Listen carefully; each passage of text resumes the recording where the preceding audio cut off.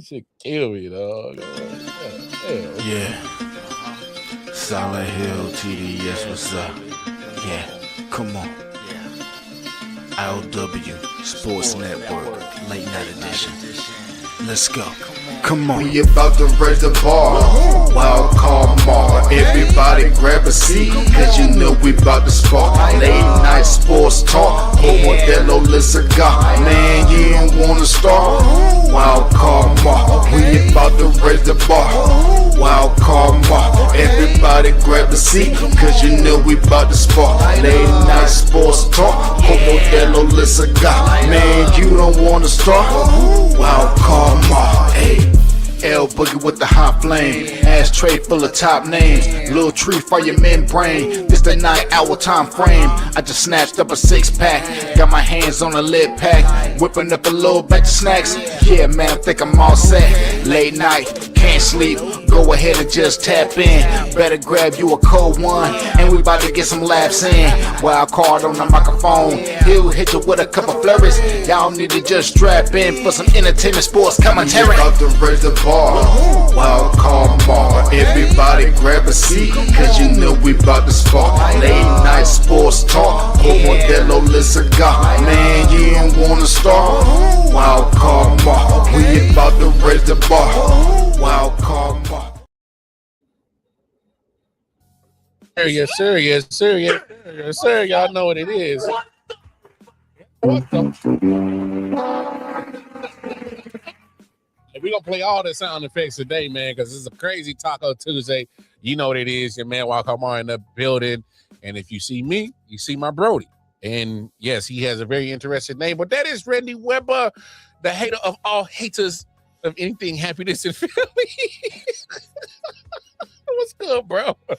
Nothing is good. Nothing is good right now. Oh, I'm full of hate. Oh, like the haters ball, just hate. Hate. Hey, man, you can't have so much hate, though. You've been having a great summer, bro. That's true. Look, that's the one thing, because there's a lot in this that I get to flex about on Philly fans, and that's like the one solace of the situation.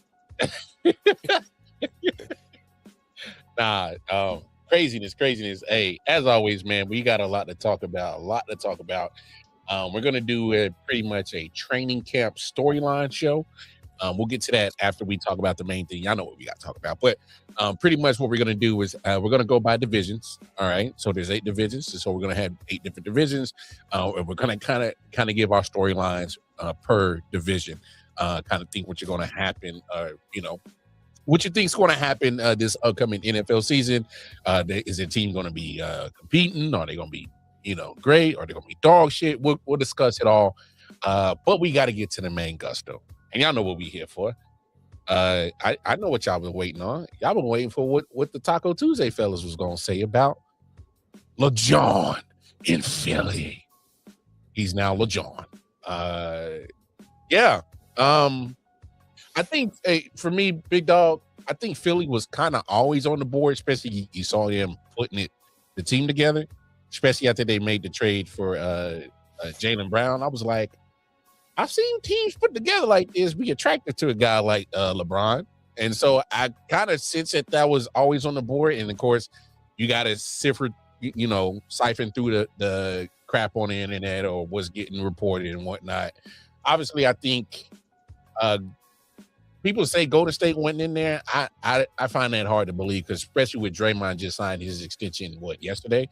And after all this has gone down, and for him to kind of wait for that, the timing of that kind of tells me that Golden State was in there. They were trying to make it work money-wise. Obviously, Cleveland was in the runnings. I mean, it is pretty much your final decision. So, the sentimental thing was there. Miami, Now, I don't know about you. Now, him and Rich Paul talking about, well, if the Knicks did win the championship, we would have. I don't know how you feel about that, but I think that was a whole bunch of bullshit. Like, don't say that. Like, that's kind of weird, but I don't know how you feel. You can definitely speak on that, but I'm just of the mindset, dog. Like, cool, you made a decision. We got it. All right, we know where you're playing. Now Adam Silver can go ahead and put his schedule together now since he was waiting on you. And all right. My only thing is all right, what's the narrative going to be if they don't win? That's the only thing I'm kind of like, what's the narrative going to be? Because there's going to be stuff that's going to be said if they don't win. I mean, that's if we're looking at it on paper, that's a formidable team. It really is. If we're talking basketball, it's a formidable team.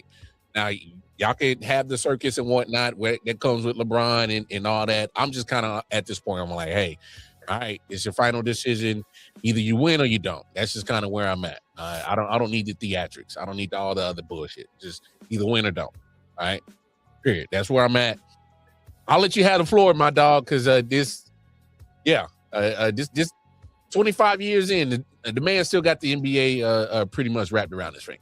So yeah. So obviously, this was, of all of the choices, my least favorite choice.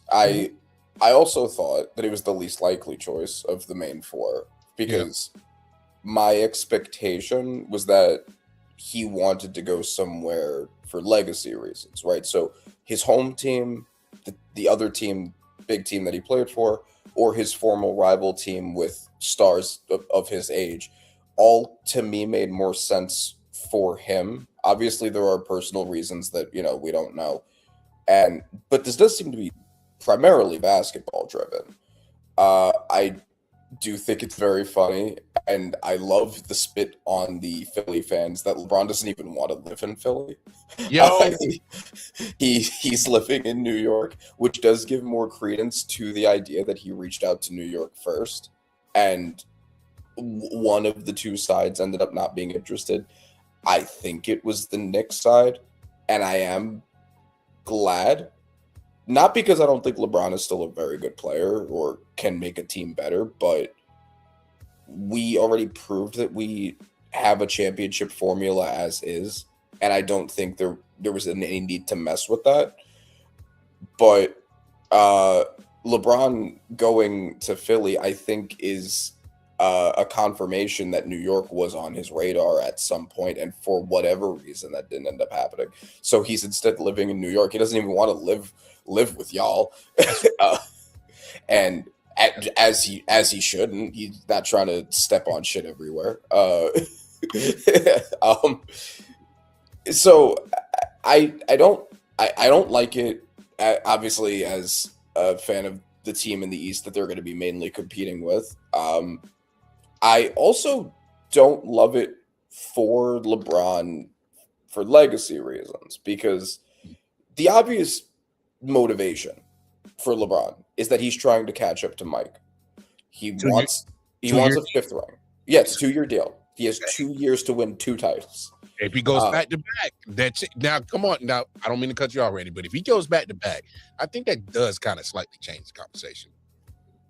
Maybe, but not as much as it would in really at Miami or Golden State, because if you look at this team, because this has been the big criticism that's been levied at LeBron by mainly old heads, but it's a fair critique that he has had a lot of help on all of his championship teams, and he has hopped around to make sure of that, and that's not inherently a bad thing.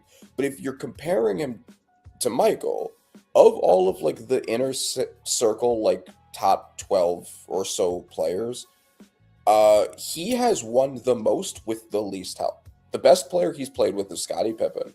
Yeah. Scottie Pippen is really only considered a top 50-ish player because of what he did with Michael. If we're being real, very good player, but he was a Robin. And you have guys like Dennis Rodman, who came there for a little bit, but Mike showed that he was more than able to win without him. Of all of the players that Michael got, it was more or less incidental. He wasn't the one that was pulling the strings to get these players. They were just the ones that were there, and they got brought onto the team, whatever. But he won with who he had. LeBron went and got people. And it's when you go to a team like the Miami Heat, when he made his original Sound Beach move, and you're going with prime Dwayne Wade, prime Dwayne Wade, kind of, his knees were getting a little fucked, but got the last prime of Dwayne though. Yeah, at least at the beginning. And then Chris Bosh, and then you go and then you bring in Kyrie and Kevin Love, and then you go to the Lakers and you're led GM and you bring in Anthony Davis. It's like that was a not illegitimate criticism, but because LeBron was always the star of the team, there was only so much it worked against him. It's like, well, everyone needs to have good teammates. The only player among those that's been a successful one was Dwayne Wade. The rest of them were all Robins. So he was always the finals MVP. He the one championship where he led both teams in every major stat. Like you could never really argue that he was being carried by anybody. Oh yeah, for the most part. Now, for the most part, yeah. I think you're going to be able to very easily make that argument. It's very unlikely that he's going to be the best player on this team at his current age. There's a good chance he'll be the third best player on the team. There's a not 0% chance he'll be the fourth best player on the team, depending on if Embiid is healthy and like as good as he can be. So if Jaylen Brown and Tyrese Maxey are this first and second option, I know that he's expected to play the one, so he's going to have the ball in his hands a lot. But if Jaylen Brown and Tyrese Maxey are the two better players on the team, and you're the third best player, and you win a championship like that, does that really put you any closer to Michael? I don't see why. Like, this team, even without LeBron, was a contender. Good team, yeah. It was a good team. This was kind of what I was saying the last time we were talking about it. Like, if he went to the Miami Heat, nobody thinks the Heat could win right now. No. He would be the two behind Giannis, but the team is so depleted after that, like Giannis and Bam, that LeBron being a strong second option to a really shallow team and winning would be more respectable than this. Golden State, same deal. He'd be either the one or the two, probably more of like a 1A, 1B with Steph. It's also a really shallow team. If he won with those two situations would mean a lot more. The Cavaliers less so, because the Cavaliers are also really loaded. And I've heard, and I think there's some credence to this, that he didn't want to play with James Harden, which, if that's the reason he didn't end up going back to Cleveland, it makes total sense. It does make total sense. I don't blame him. Yeah, me either. But also, we've talked about how bad of a trade that was even before knowing that. If that is true, that's a really bad trade the Cavaliers made, as it turns out. I would have never made it. yeah, absolutely not. So I guess those are all my thoughts. Like, obviously, I don't like it because of he's a direct competitor to the Knicks. I think it's funny that the 76ers were essentially a rebound for us. But also, I think of all of the teams he could have chosen to win a chip with and do something for his legacy, it might have been the worst choice, because he will get the least credit of the four if they do win. Or at least maybe compared to the Cavs, it's like, close, but definitely Heat or Warriors. Yeah. I don't know. Maybe this move is for basketball reasons. It does make sense if he really wants to compete for a championship. Yeah, it does. I'll give him that. It makes a lot of sense. What's going on? It does make a formidable starting five, especially if that's a healthy Embiid. You know what I'm saying? Mm-hmm. So appreciate you.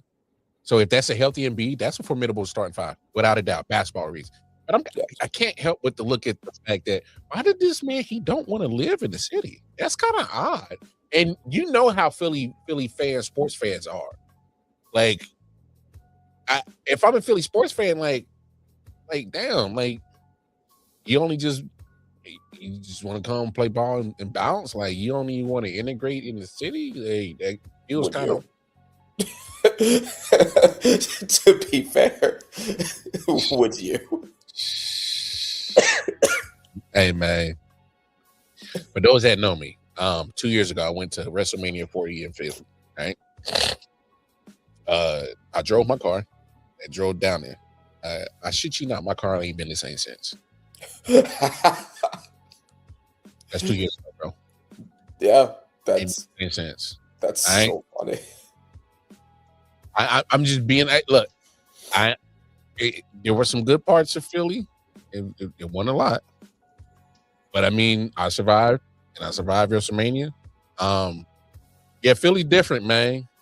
I think and I never shared this with anybody, but I don't know how y'all. I see why y'all live in Philly. It's because y'all can't get out. Because I feel like their system is set up to keep y'all broken. Y'all staying stuck in Philly, and then y'all just deal with it. And I don't get it. Like, get out of there. Get out. Get out. That's why they're so mad. That's why y'all so mad. There's a whole America out there. I promise you there is. But still, if I'm a Philly fan and I'm like, yo, like, damn, you don't even want to. You rather live in New York? Like that's almost an insult that you rather live in New York instead of living in the city that you playing for. Like I don't know. I just think the optics of that looks kind of crazy. It may be something small. It may not mean nothing to other people, but just to me. And for that information that even got out, that's kind of crazy. That man has basically told Philly that he would rather take that commute from New York City to Philly every day with New York City and Philly traffic. Like Jordan. I'm talking that man is stuck on the turnpike. Come on, that's Jordan. We know that. Yeah, of course. Yeah. Yeah, that man's gonna be stuck on the turnpike. He's gonna be like that's a long ass commute. He's making every day. He'd rather do that than live amongst y'all peasants. And I do love that. I can't not love that. I think it's hilarious, but optics wise, if I'm a fan, I'm kind of offended. And this is a good question, but it also kind of speaks to what I want to transition to next about this.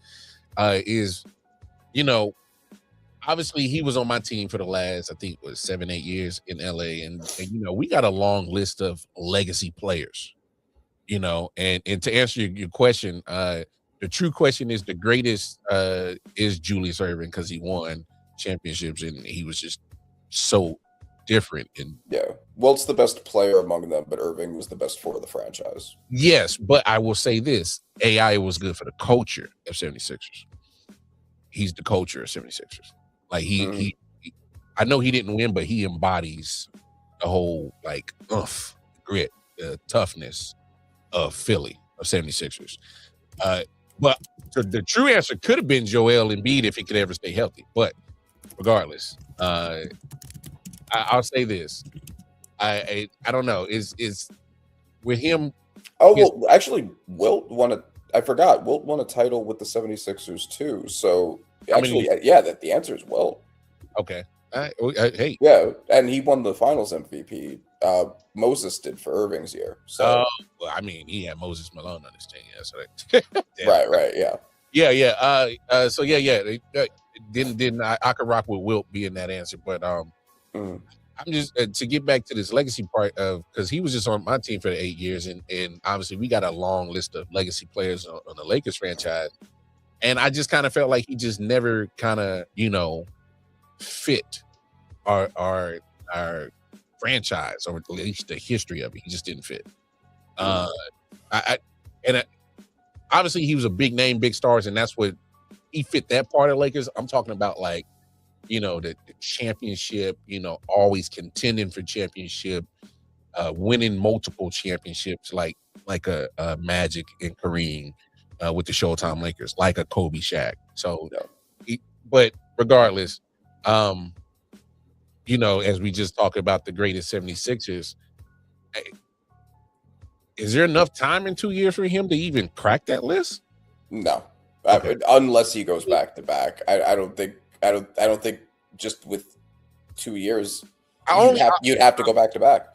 I'm asking now because that question is going to get asked, and we got to get prepared for this. So if whatever he does in 2 years, like, so that's what I'm saying. If he wins back to back, I mean, Philly fans might adore the shit out of him. You know what I'm saying?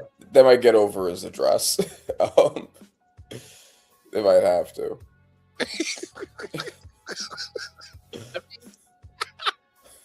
No, that has to irritate the shit out of you that this is happening, and Boston has literally helped them. Yeah.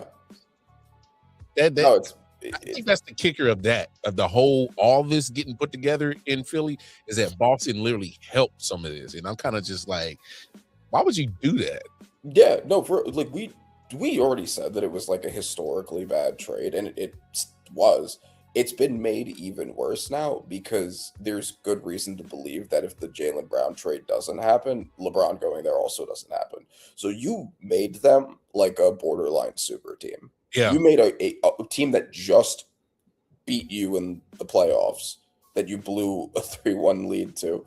You made that team a borderline super team for the following season. Awesome. Good job, guys. It is. And you got Paul George back for it. Hey, just buy him out, bro. You ain't going. Yeah. I say this to your answer to your question. How are the refs officiating the game? Because 83 Sixers played 80s basketball. 2026 Sixers or NBA team, they played 2026 basketball. It's two totally different basketballs.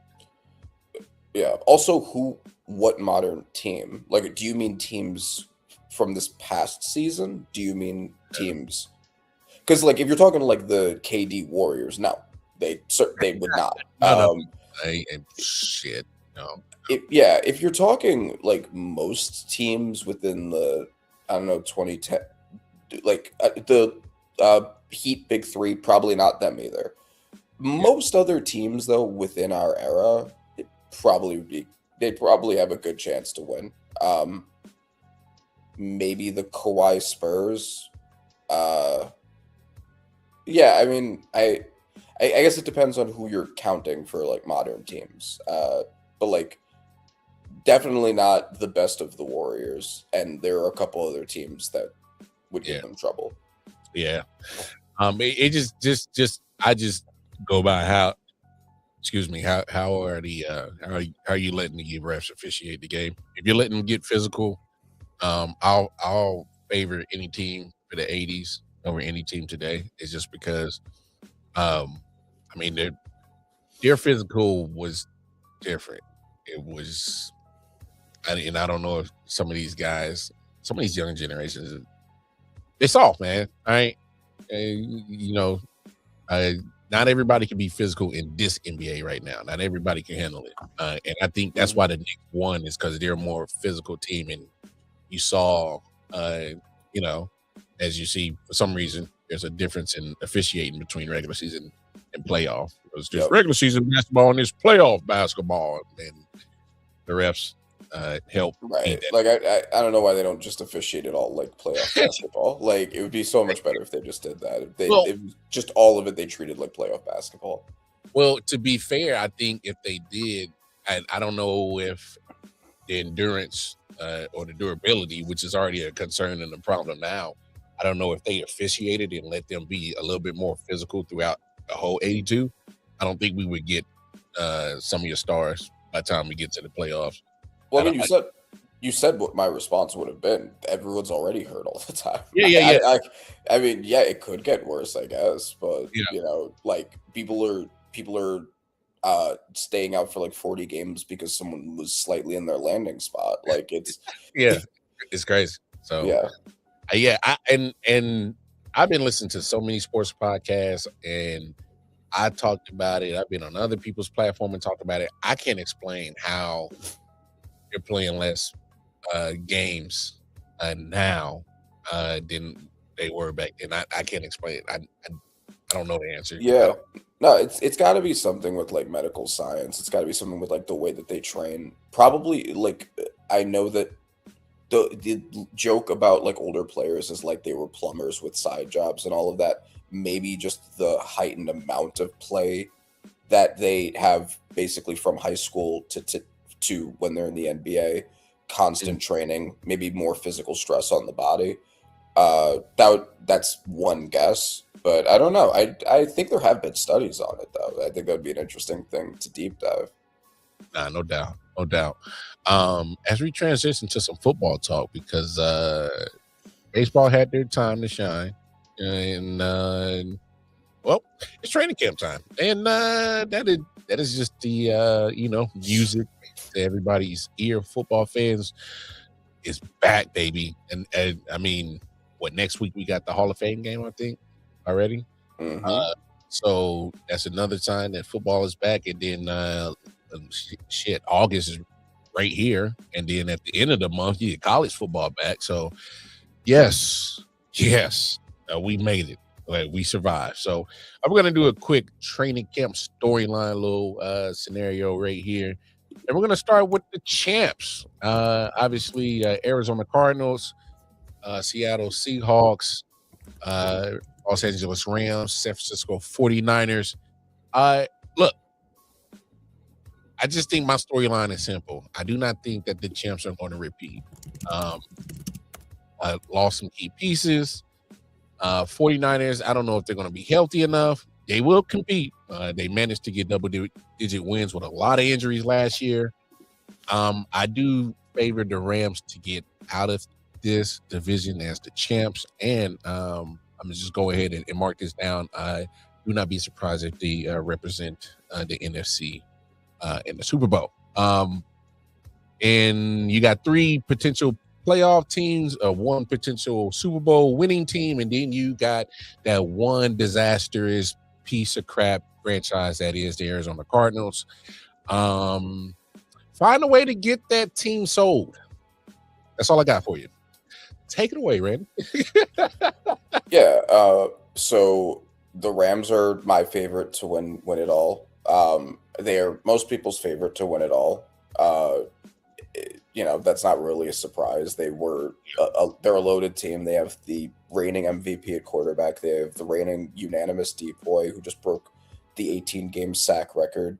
Their biggest issue was in the secondary, and they took your guys' corners. They're the most loaded team by far. Aaron Donald might be coming back to play with them. That's still a possibility, which is crazy. You talking about loading the deck? Yeah, that's crazy. Yeah. And it's what they do. It's just how they won the championship the last time was by putting a crazy super team together. That's when they first brought in Stafford. Kupp was having his historic season. And then they brought in Von Miller, they brought in Jalen Ramsey, put them next to Aaron Donald. This is how they win. They just load up everything. And so they're the favorite. I agree the Seahawks are not. I think they will still be a very good team. But losing Kenneth Walker, losing Kobe Bryant, losing the corner that went to the Eagles, whose name I'm forgetting right now.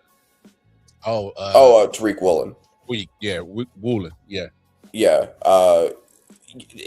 Those things do hurt. I think their defense will still be really good. I don't think it'll be as good as it was last year. Mm-hmm. So I think they'll still be a very good team. They should make the playoffs, but it'll be in the wild card, and I think they will, be a very good team. I don't think they're going to win it all. 49ers, always depends on health with them. We'll see if CMC can stay healthy again. We will see if George Kittle can stay healthy again. We'll see what they look like with Mike Evans. We'll see what the defense looks like, because the defense was as bad as they were last year because they didn't have Bosa or Warner. Even when they are there, the defense isn't like a loaded unit anymore. After the past couple years, I think it was 2 years ago, where all of their stars were gutted, except for those two, Greenlaw, Hargrave, all of them left. Travarius Ward. They have not been a great unit since then, but Obviously, having Bosa and Warner back will keep them at least being a solid unit. Yeah. We'll see if Michael Williams can be anything. I was pretty low on him in the draft. He was bad and then injured in his first year. We'll see if he can add any pass rush help for Bosa. So I think they will be a good, not great team. Shanahan, obviously, arguably the best coach in the NFL, will absolutely raise their floor. We'll see what he could do with their ceiling. And then the Cardinals, I project to be the worst team in the NFL. They're going to be abysmal. They're going to be abysmal. They have Jacoby Brissett at quarterback. They paid him. Well, they had no choice. You pay him. They had no choice, Randy. And no, look, that's not because they're supposed to be tanking right now. If why are you? You could have just started Carson Beck and gotten closer to your goal. I hear you, but it's because you can't. Yes, we know you're tanking, but you just can't outright just be like blatant with it. So I think if you see Carson Beck out there, I think you're blatantly showing you're tanking. We're trying our third round rookie quarterback and giving him a chance. Ain't nobody buying that. Is starting Jacoby Brissett No. less blatant tanking? You know what kills your theory is because Carson Beck is involved. If this was like Ty Simpson, I can give you that. I can argue that. If this was last year's draft, some of those quarterbacks that came out, I give you that. It's Carson Beck. I can't let that theory rock, dog. He made the college finals last year. I can't let that theory rock. But I will say this. I'm Team Jacoby on this is because if there's a league that Daniel Jones can get $40 million, why can I not at least get 20? And that's all he was really asking for. Yeah, no, I mean, like, good for Jacoby. Like, this isn't like anti-Jacoby as like a guy. Like, I'm always supporting players getting bags. It's just from the team standpoint, you're trying to get Arch Manning. You don't have to pay a quarterback. You're not going to be good. You drafted a running back 3 overall when you still don't have an offensive line. Your biggest issue was right tackle. You didn't address it at all, so it's still going to be bad. This is very obviously going to be an Ashton Genty situation again. Oh my God, I feel bad for my man. Jeremiah is going to get beat the fuck up back there. Why would you not draft like Francis Mauigoa or Spencer Fano there? He's going to be so over this rookie season, dog. He's going to be like, yo, fuck. Yeah, no, for real. By the time that they're any sort of good, they're gonna have to pay him even more. Like, just terrible franchise management. No, his body's gonna be tore by the time they get time to pay him because he's gonna be going through so much. He may not even be good anymore. Like, by the time he gets an offensive line and a passing game next to him, he might not even be good anymore. He'll be too banged up, and they will have paid him the most guaranteed money for any running back to not play well with him. And then the defense isn't good either. They have some pieces like Josh. I think Josh Sweat's still on the team. Josh Sweat's really good. And he already wants to get there. Yeah. Walter Nolan showed some flashes of good play. We'll see if he can just stay on the field. Marvin Harrison Jr. might make the jump. He did look better with Jacoby Brissett than he did with Kyler Murray for whatever reason. They have Trey McBride, who's great, but the entire team is just bad. Like, you're starting Jacoby Brissett with no O-line to give him. Like, the team's not going to be good. So, not at all. Arch Manning sweepstakes for them. Oh man, they're gonna be watching a lot of Texas football in Arizona. They're gonna be watching that more than their own games. Yeah, probably so. Don't be surprised if they start wearing burnt orange instead of red. So, let's get over to the AFC West, of course, the division that I'm in. The Chiefs, Raiders, we got the Broncos, and we got the Chargers. My storyline for this is, no, I'm not being a homer, but you should have put us to bed when you had the chance, and you should have got on the mountaintop. Hey, Patrick Mahomes just got cleared to participate in training camp. Right? So you know what that means. He's online. He's on track for week 1. You had your shots. You had your chance. You had him on the injury, and you had him on a bad team last year with a lot of things that just weren't common.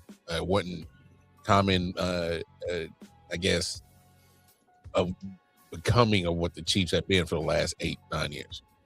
So you had your chance. Broncos, you're going to get caught slipping. Chargers, going to get caught slipping. Raiders, I've been on record to say this. I do like the competent moves that they have made this offseason. I do think they'll be slightly better. They still won't be very good, but they will be better than what they definitely were last year. So bookmark that for sure. They'll definitely be a lot better than what they were last year. They're just making competent moves, and I think, just my opinion, I think Brady is starting to put his hands on that franchise and starting to get a little bit more active and voice his opinion a little bit more. Just my opinion. Yeah. So, but yeah, that's what I got on that division. You had your chance, but they're going to be back where we're used to seeing them. That's all I got to say. That's the headlines. Yeah. So I do expect the Chiefs to win the division, but just by body of work, track record, and all that. But I mean, there's still all questions on the team. Like, you have Patrick Mahomes, and it's Patrick Mahomes. If he is healthy, then you're fine. But that that doesn't mean that everything else shouldn't be looked at. I still think there are questions on the offensive line. It was noticeably worse after you guys lost Joe Tooney. Now you are starting Jalen Moore. Jalen Moore is a question mark. I know the Chiefs fans really like him, but I do think it is a question mark with him as a starter because he, at this point, hasn't been. So we'll see what that looks like, especially considering that Patrick Mahomes is kind of just barely coming back. That could end up being a serious issue. Weapons are always kind of a question mark with the Chiefs. Yeah. There are the secondary after losing Trent McDuffie. Mansour Delane better be really good immediately. I think he will be, but he is a rookie that is asking a lot. I like the Chiefs a lot. We'll see. A lot of things still have to go right for them. Broncos, very loaded team. Their main issue was the skill positions, I think, and they bring in Jalen Waddle, address that immediately. I think Bo Nix will be better because he'll be throwing to Jalen Waddle. He now has more experience. He had a great game against the Bills to end their season. And I mean, that defense is loaded. The offensive line is loaded. They did lose John Franklin Myers, which sucks, but like most of the defensive pieces are still there. I expect the Broncos to still be a great team. Chargers getting their tackles back. They managed to get to the playoffs with the worst offensive line in the NFL. Now they're getting 2-star tackles back. They brought in some draft pieces for the interior O-line. So it looks more like depth than starters, but it helps. Defense is always good. Harbaugh's always good. Herbert is always good. I think those three teams, it's going to be a dogfight between the Chiefs, Broncos, and Chargers. Raiders, I agree that they're going to be better than they were. There are still offensive line issues. They still also did not address their right tackle need. The offensive line was the worst in the NFL. They bring in Tyler Linderbaum. That by itself should raise the floor, but the right side is still a ton of question marks. They're starting Kirk Cousins and then transitioning into a rookie. There's always learning pains with that. The team's not so great that a rookie should just be able to be plug and play in there.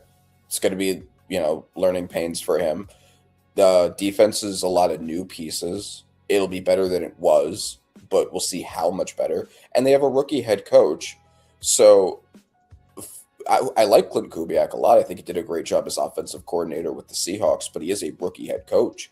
So I think It'll be a dogfight between the top 3 teams. I think the Raiders will be at the bottom, but I don't think they'll be embarrassing. I think they will be showing flashes of a team that's going in the right direction, but they will be the worst team of the 4. Yeah. I'm just not sure if Broncos or Chargers did enough to say that they, if we're dealing with the Chiefs of usual, if they done enough to still compete. I could be wrong. I don't know. You sound a little optimistic about Bo Nix than I do. Yeah, he's played well. Like, he is inconsistent still, but as the season went on, he did get better and better, especially in fourth quarters. And realistically, just look at both teams. Not just both quarterbacks, but both top to bottom teams. Can you comfortably say the Chiefs are a better roster than the Broncos are?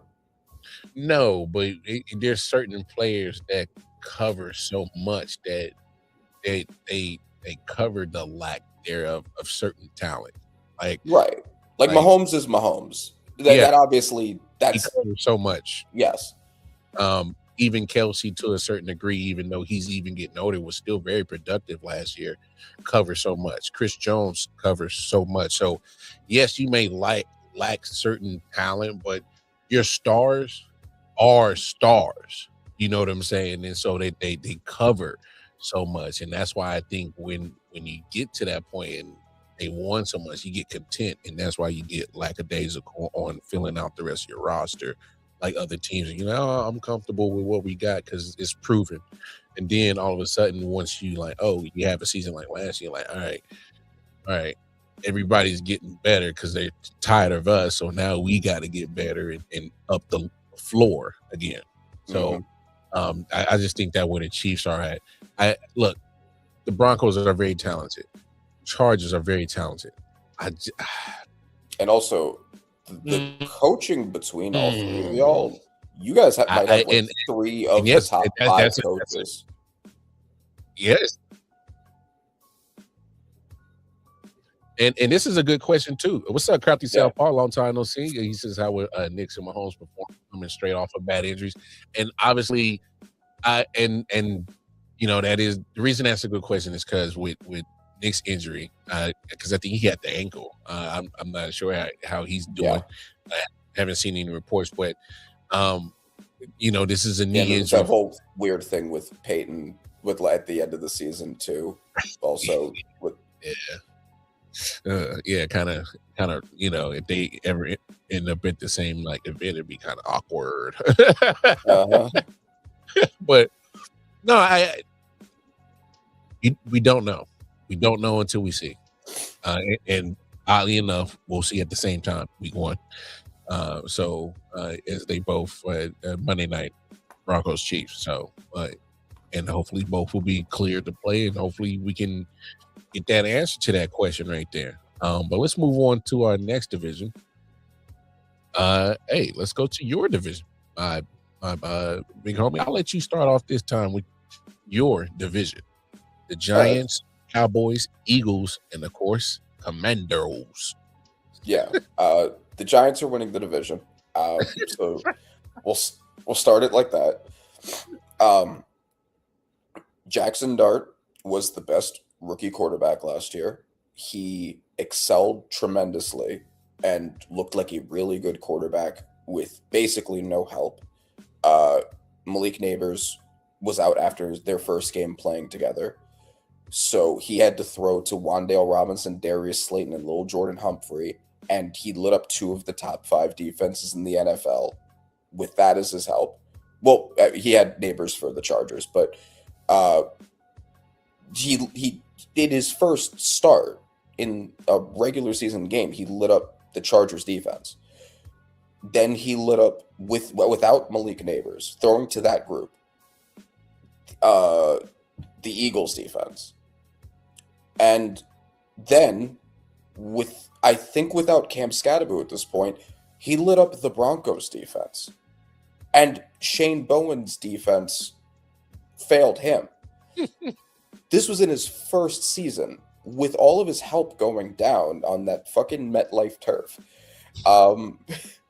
And, due to Zach Bond's illegal play that he still hasn't been fined for since they promised that they were going to be fined for doing illegal hip drop tackles, and don't think that I forgot about that. But Scadaboo should be back. Malik Neighbors is not on the PUP list that they just announced a couple days ago, so he might be ready to start week 1. And we also brought in Calvin Austin for some receiver depth. We also brought in Darnell Mooney for receiver depth. We drafted Malachi Fields, a big contested catch machine. This will be a much better weapons group, especially if Neighbors stays healthy, than he had to work with last year. And last year he was pretty damn good with all of that. The offensive line should be much better. Interior line's always been a problem for us. We bring in Francis Mauigoa to play right guard. He played as great as he did at tackle. He should be a great guard to start. The offensive line already improved vastly beyond what it had been in the past, even only a year prior, and it should be even better than that. Defense, we lose Dexter Lawrence. That's the biggest loss by far. Super sad about that. Big sad. But we have the best edge group of the division with Brian Burns, Abdul Carter, Kayvon Thibodeau as depth until they trade him. We'll see whether they trade him. I think they should.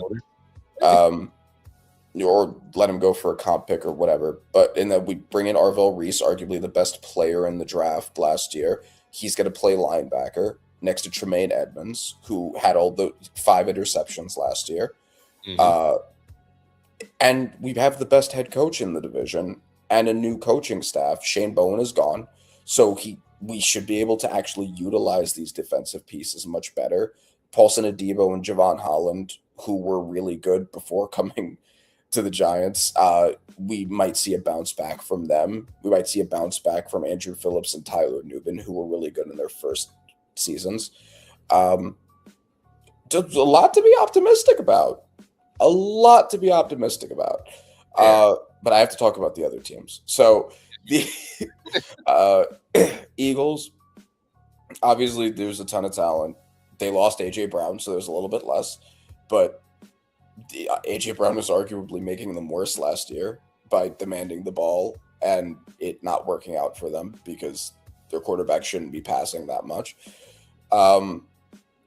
Stank vibes. Nick Sirianni getting into fights with his roster. A lot of weird drama and things. Kevin Patullo's gone. That's the biggest addition they had, addition by subtraction. They bring in Mekhi Lemon to fill the A.J. Brown-sized hole on the team. Devonta Smith, they're hoping one of those two, probably Devonta Smith, can be a wide receiver 1. We'll see if they're right about that. Those are 2 very small receivers that they are relying on. The offensive line is still a really good unit, but it's not the dominant unit that they're used to. I think they're still more than talented enough to be a very good team, but I don't know how good they're going to be. Jonathan Grenard comes in. That's probably their actual biggest addition.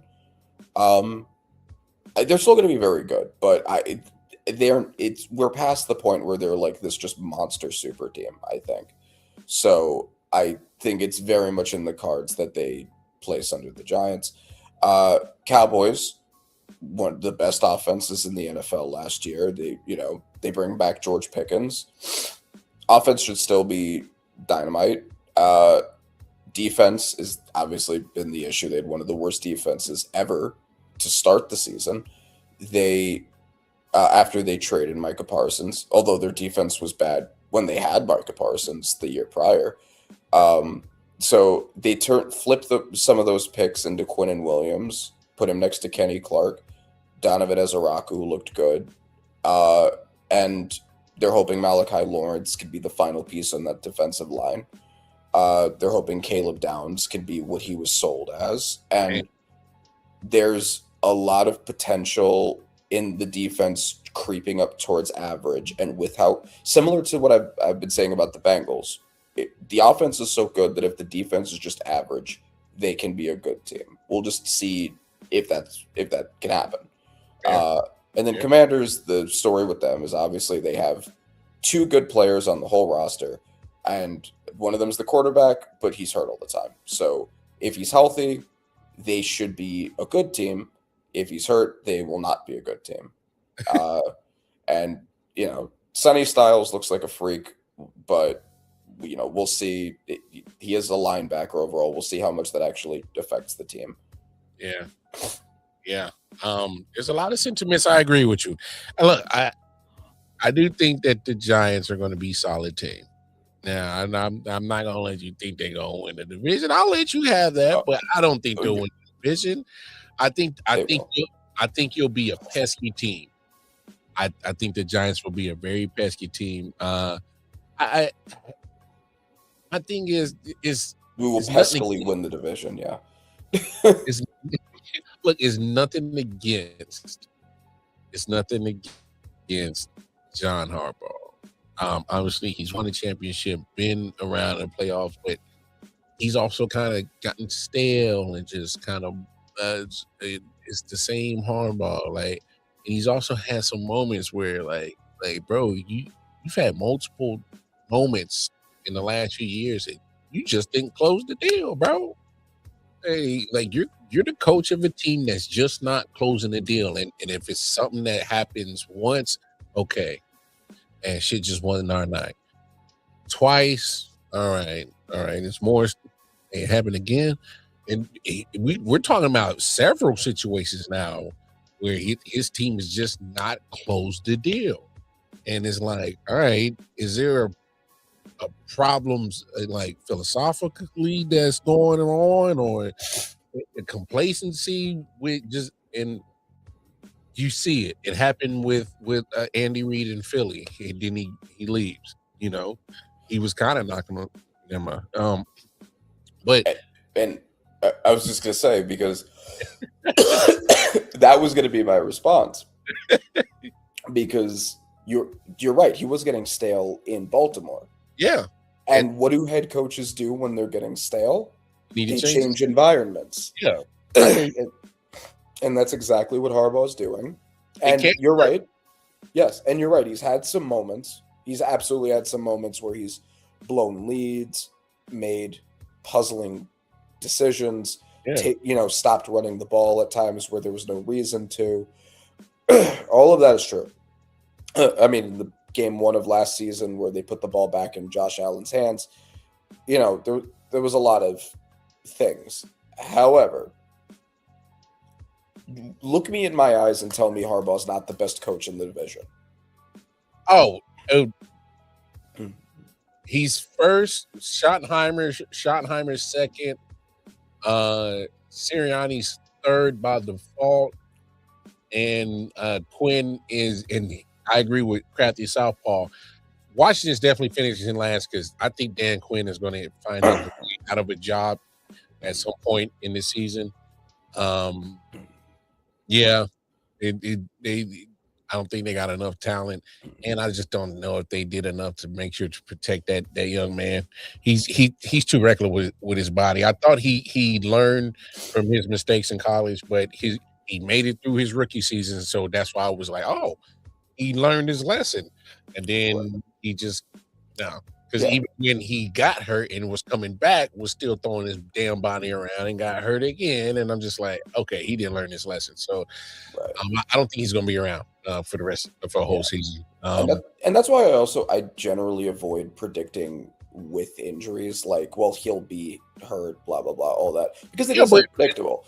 But if a player doesn't change their behavior. No, I understand that. But he's had 2 seasons. One of them's been healthy. One of them hasn't been. I think there's a good chance he'll get hurt again, just because being hurt so much adds wear and tear to your body on top of everything. So I think there is a good chance of it. I try to step back with that in predictions. But my point is, with Washington, that's basically unavoidable because that's always been an issue for him. Also, to Crafty Southpaw's point, I agree. They shouldn't have fired Kingsbury. That also, even if Daniels does play, we might see a little bit of regression due to the wear and tear on his body and not having Kingsbury. Big facts. Big facts. And yeah. So also, I'm to make like to be clear, when I talk about teams, I'll try to talk about them in the order of where I think they'll place, just so it's clear. No, that's fair. Where I'm standing, and I have been so far. And I'm definitely, surprisingly, I might actually roll with the Cowboys to win this division. I know. Are you? Is it because I complimented the Broncos? Is that why you're doing this? No, man. It has absolutely nothing to do with you. I'm just saying that the Cowboys, I just think Shoddy, he just earned my respect the moment he benched Pickens and CeeDee Lamb and said, nah. He put his foot down and he said, I'm the sheriff. He said, I'm the captain of this ship. And I respected that. And I think the locker room did. And then you saw that. Say what you want, the Cowboys did play better down the stretch. It was just too little too late because they was already pretty much eliminated, but they played it's just hard to give a head coach that much credit for being a rookie head coach and having 1 year where they have a losing record. And like that's his resume right now. Yeah, I mean, but I'm just in terms of, I guess, when you're talking about these. I'm not saying it's his fault. Also, like he didn't have any defensive talent. No. I mean, they're trying to address those defensive problems. So yeah, we'll see how the Cowboys be. I just think they're with the offensive weaponry and what they're building on, and Dak, he puts numbers up. A lot of it's from trailing position, but hey, he puts the numbers up. And in the regular season, and definitely in the regular season. I'm still waiting for you, Dak, to. Well, now that you, I'm not going there. Anyway, let's switch it to the AFC East. Go ahead, and kick it off one more time, big dog. Okay, so Bills are going to win the division. I know they didn't, but it really shouldn't be controversial to say that. The Bills are the most consistent team by far. 2 of what I think will be the 3 worst teams in the NFL are in this division. So certainly makes it easy. That's 4 straight easy wins to clear. Josh Allen does have to figure out the turnovers, but Josh Allen is Josh Allen, still one of the best quarterbacks in the NFL. They bring in DJ Moore. Really like that for them. He finally might have receiver help. DJ Moore was pretty good with the Bears. Should be pretty good here. Biggest concerns, the rest of the receiver group and the defense. But the offensive line is a really good unit. They have James Cook, who's great. When Josh Allen, when they don't want to rely too much on Josh Allen's arm, they could always run the ball through James Cook. They've been very successful doing that. So I guess the big concern is this team a playoff threat? But I think they're undoubtedly the choice to win the division. Patriots, to get on my hater position. Hate. I'm predicting this is a 7-10 team. I think Drake May is a good quarterback. I think he will stay a good quarterback. But the team has a ton of holes. They bring in A.J. Brown, which is great. They lose Stephon Diggs, and they bring in A.J. Brown. A.J. Brown is better than Stephon Diggs in the year of our Lord 2026. But it's still basically relying heavily on one receiver. They went from what was the easiest schedule in the 21st century to what's going to be a normal first place schedule. I played them tough schedules now, big dog. Yeah, I do not. From looking at how awful Drake May was in the playoffs playing good defenses, I do not think he has a chance of being like an MVP caliber quarterback again. I think they will be a solid, decent, respectable-ish 7-10 team. I do not think they are going to win the division again. I think that all of what happened last season was a flash in the pan. The defense is a solid unit. It's not a great unit either. Really, aside from Christian Gonzalez, Milton Williams, AJ Brown, and maybe Drake May. We don't even really know with him. Everyone is like fine. Trevion Henderson was good. Like they have good players in places, but like there's no unit that's dominant on this entire team. The offensive line is still a huge question mark. Just everything. Everything's a huge question mark on this team. They one of the flukiest voodoo Super Bowl runs ever. And I absolutely think this is the regression candidate that'll come back to earth. And then the Jets and the Dolphins are the Jets and the Dolphins. So he is voodoo.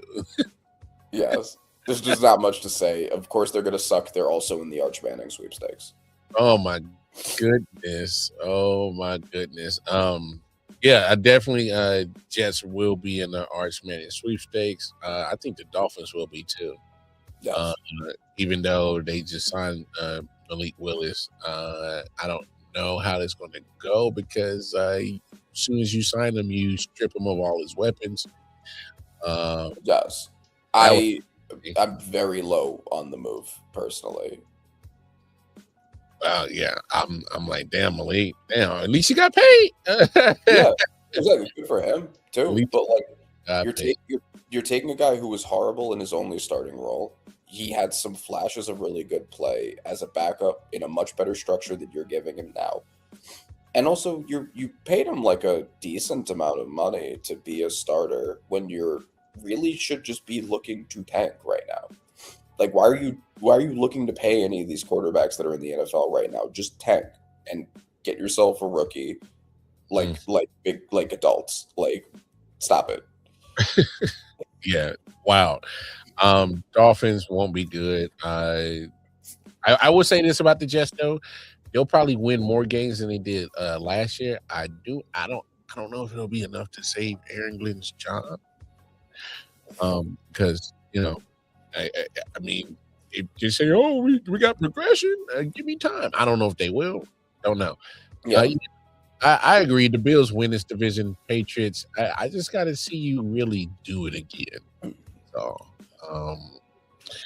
because just making the Super Bowl, we've seen teams make a Super Bowl and then miss the playoffs for 3 straight years. So, yeah, for sure. But yeah. And as far as the Aaron Glenn portion to address that, yeah, I mean, that's we've talked about this before that head coaches are scapegoats. The NFL will fire them for basically any reason nowadays. Like, the fact that they suck is not Aaron Glenn's fault. Like, he was given no talent last year. He's being given no talent this year. They traded away the only 2 good players they have. Well, 2 of the 3 good players. 2 of the 4 good players that they have. Why you would expect anything of him after that is kind of unfair to me. Like, you should be acknowledging you're in a rebuild right now. But there is a good chance that they do fire him anyway. They, for whatever reason, traded a pick to get Geno Smith from the Raiders. They brought in older players like Demario Davis and Minka. So I think that they think they're supposed to be winning games right now, because why else would there players like that? David Ayamada, like I don't know, but they, again, tank like adults. Let's tank like folks. Like, come on, let's be like at least somewhat like make this shit look legit. Like, yeah. Patriots, yeah, I'm just not sure. Just not sure. Let's move on to the NFC North. Lions, Vikings, Bears, Packers. A very competitive division, in my opinion, right here. I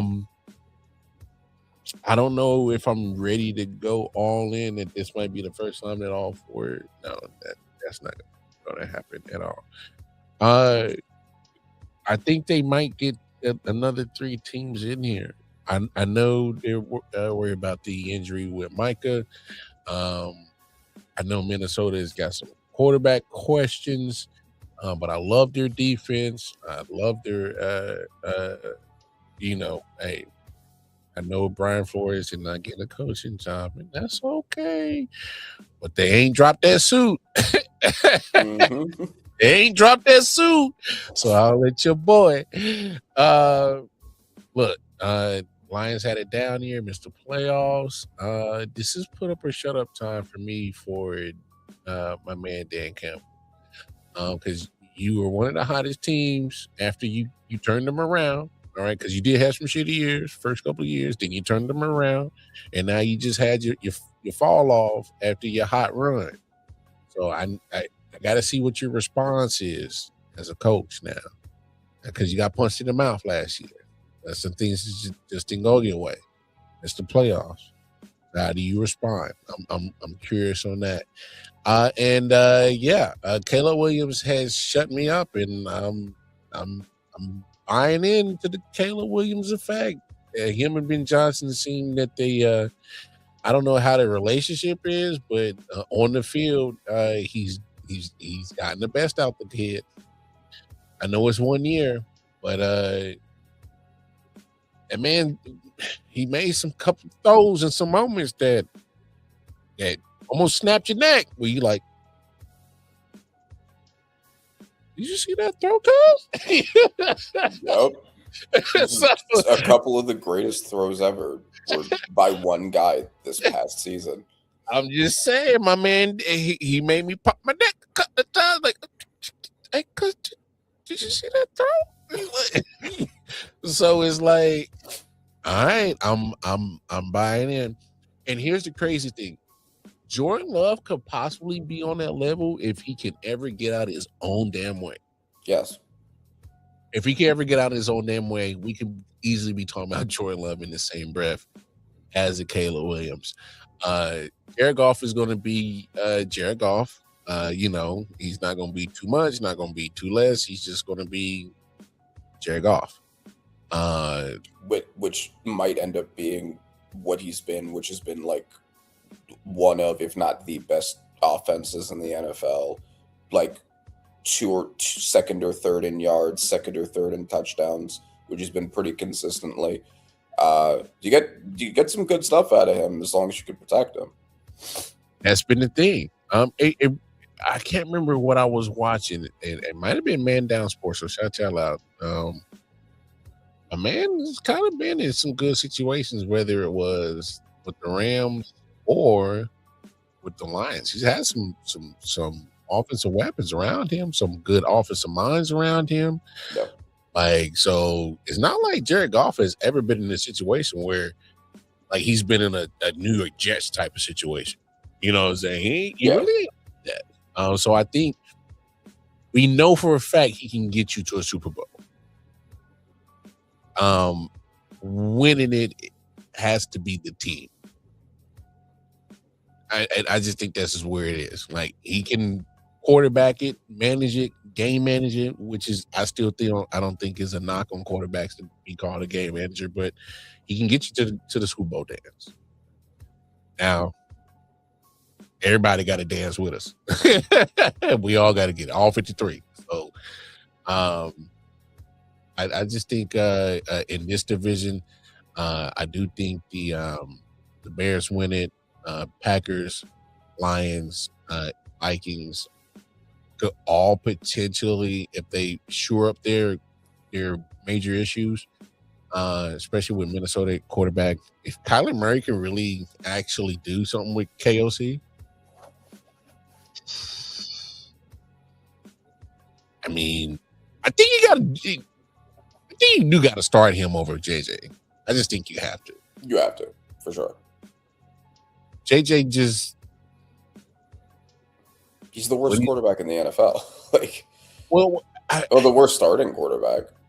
Okay, I'm just saying, just for the fact of what we got of him is a lot of missed time and injuries. That's the only thing I got of him. So if that's the only thing I got of you, it's kind of hard for me to put you at QB1 with a guy of, Kyler Murray's athletic ability just sitting right there. I can't do that. Like, Right, and it's not like this is not the same thing as the Cardinals Dolphins or Jets. Like, they're not trying to tank. They have a win now team. And this division should be the most competitive division. All 4 teams are really good teams. They all have some question, but they are all really good teams. The Vikings, if Kyler Murray starts, we forget, because of how the Vikings were last year, that they have one of the best weapons groups in the NFL. They have consistently one of the best defenses, the Brian Flores defense. They did lose Jonathan Grenard, but they're expecting Dallas Turner to break out after having a double-digit sack season.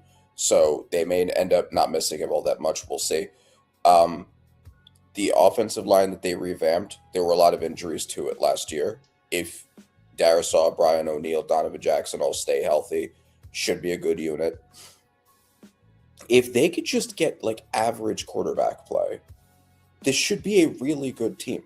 With the worst quarterback play in the entire NFL between JJ and Brosmer, they still had a winning record. That's how good this infrastructure of this team is. So if you plug Kyler in there, Kyler gets a new opportunity, he gets revitalized, he puts down the controller, and he decides to lock in. Yo, the only problem is, what comes out in November, right? I do, yeah, I know. But if he could just be a good quarterback, not even if he's a top 16 quarterback, this team could be a Super Bowl team. It's such a loaded unit. But the quarterback play was so bad, it had people forgetting that Justin Jefferson is a great receiver. There are people out there that after last year are like, oh, Justin Jefferson's washed now. JSN is better than him. Puka Nacua is better than him. After one season, the recency bias is crazy. He still had 1,000 yards in that system. That man has had 1,000 yards with Josh Dobbs. He's had 1,000 yards with Nick Mullins. He could have 1,000 yards with anybody. Yeah. So you could just give Justin Jefferson average play, and he will be a star. Hey man, get easy. Hey, man, we a late night show, dog. Hey, bro, Bobby, why don't you go get yourself a tie, and then you could decide what side of the fucking of the fucking chest it hangs on. Okay, you dress better for your show. I'm gonna come into your comments. I'm coming to your comments on Thursday. That's wow. Yeah. So the Vikings should be a really good team if Kyler Murray is even an average quarterback.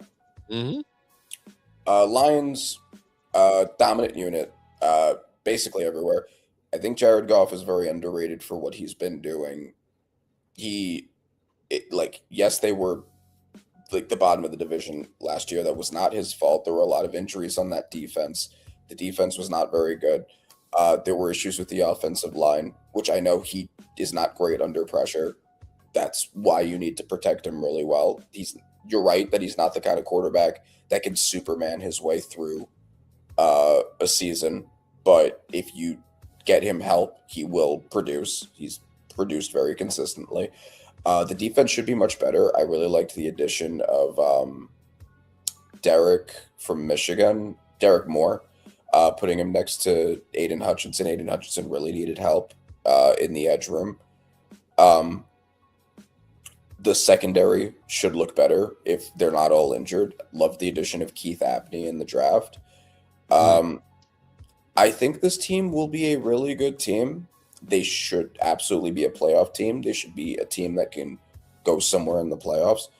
There is the question, because Ben Johnson leaves and the team gets worse, how much of the coaching was Ben Johnson? I do think that a decent amount was, but I do think that Dan Campbell is a great coach in his own right. And I think that the unit is a well-rounded enough unit. If Dan Campbell can just be a good coach, they should go very far. If Blake Miller can protect the right side with Penei Sewell on the left, they should go very far. There's still center concerns after losing Frank Ragnow. We'll see how well Cade Mays was pretty solid for the Panthers. He should be able to fill that hole adequately. Yeah. So those are the questions, but I think the Lions are going to be a very good team. Bears, you remember my QB rankings from last year, super high on Caleb. I think he will take another step. He had the massive step he took from year 1 to year 2 shows that he's gradually improving as it is. My main question with the Bears and why I have them third in the division is not the offense at all. I know they lost DJ Moore, but Luther Burden is ascending. Colston Loveland is ascending. Roma Dunze is ascending. I'm not worried about the pass catching unit. I'm not worried about the offense. They did lose Ozzy Trapillo for large parts of the season. They brought in Braxton Jones. They brought in Garrett Bradbury to be center. The offensive line shouldn't be as dominant as they were last year, but it's still a really good unit. They still have Joe Tooney. They still have Darnell Wright. The issues are on the defense entirely. I'm still very concerned about that defense. The defense had a ton of turnovers last year, and that kind of made up for the fact they didn't have that much pass rush, and the run defense was below average. They lose Tremaine Edmonds to us. They lose both of their safeties. They bring in Dylan Thieneman to hopefully replace what they were doing, but he is a rookie. And at no point do they add another edge next to Montez Sweat. They take a 7th round or 6th round defensive tackle, and it's just the defensive line is not good outside of Montez Sweat. I don't think the defense is going to be good enough to complement. I think Caleb is going to be asked to do a lot of Superman shit, and I think he'll be able to do a good amount of it, but I think that will hold the team overall back, especially in the playoffs. My 4th team is the Packers, and really through no fault of their own. I just think the other teams are better. I still think the Packers will be a good team. I think they'll be a very good team. I think they should even still have a winning record. But I think the other teams are just better. Not having Micah for as long as they shouldn't have Micah is a massive hit. We saw the on-off numbers with the defense when he was there and when he wasn't. So the receiver room is not – I know they paid Christian Watson quite a bit of money. They lost Romeo Doubs, who was fine. Their receiver room is just kind of fine. Everything in the unit is kind of fine, and their biggest star by far isn't going to be there a lot. So, that's my rankings of where I think the teams are going to be there. But it'll be the most competitive division, in my opinion. Dog, they're bringing old school NFL back when you got the big NFC North just being probably most competitive team. Division. Switch to AFC North, which used to be probably one of the most competitive divisions, but this is a division of a whole bunch of new coaches. New coach in Baltimore, new coach in Pittsburgh, new coach in Cleveland. Somehow, a man in Cincinnati kept his damn job. It's 3 years in a row. I don't know how Zach Taylor must got some blackmail on the Paul Barron family. I don't know. Anyway, no. So look, I really don't know with this division. There's a whole bunch of I don't know. But with that being said, I know I don't see Pittsburgh winning this division. I'm gonna just stick with Baltimore until further notice, because my thing is I trust that quarterback. Look, I know how good Joe Burrow is, but we just had this conversation last show about just, hey, if you're healthy, you're probably one of the coldest quarterbacks on earth. But no, we're not getting a whole bunch of that. Aaron Rodgers, I don't trust the age of him because he did in some points in the season last year showed his age. He just wasn't mobile enough. And then Man, that's a whole bunch of quarterback mess in Cleveland. Oof. Yeah. Cleveland, look, they're going to play a whole bunch of defense like they did last year, but then not going to have consistent offense. They'll be at the bottom. Cincinnati will be solid. I know you get Dexter Lawrence, but you pretty much swapped him out and put the same position Dexter Lawrence in that your man Trey Hendrickson was in, which is you got to start with a whole bunch of I don't know what you got. I know you made some moves, defensive moves, and I've seen some of the people you signed defensively, but none of those guys are like needle movers. Those are your general people that you put on the roster that they might potentially compete for the top of that depth chart, but they're not solid number one. I got that number one spot on that position depth chart, guys. So, no, and so I would go Baltimore winning it, Cleveland at the bottom, and then Cincinnati and Pittsburgh trying to pick up their scraps and try to make it to a wild card. Yeah. So I'm going Baltimore 1 also, and I think Baltimore right now is my pick to come out of the AFC. Mm-hmm. I think they are the best top to bottom roster. By bringing in Trey Hendrickson, they fixed what was their biggest issue, which was pass rush. They did lose Tyler Linderbaum, but they brought in Vega, who should help the interior offensive line not really miss a massive step. And plus, they have the best evader, the best scrambler in the NFL behind an offensive line, so it's going to make any offensive line look a little bit better. Obviously, they have Derrick Henry. If the defensive pieces stay healthy, which they didn't last year, but if they do, it's a great top to bottom team. And I think that they should come out of the AFC, and I think they should win this division. Bengals, I have second, just like what I said about the Cowboys. Obviously, assuming Burrow's health. Because he's kind of been like every other year, and he was hurt last year, so this might be his healthy year. Not that that's inherently proof of anything, but if we're trying to use any sort of predictor, that might be one you could point to. The offense is so good. The offense is and easily like a top 2 or 3 offense in the NFL. Maybe even the best at sometimes.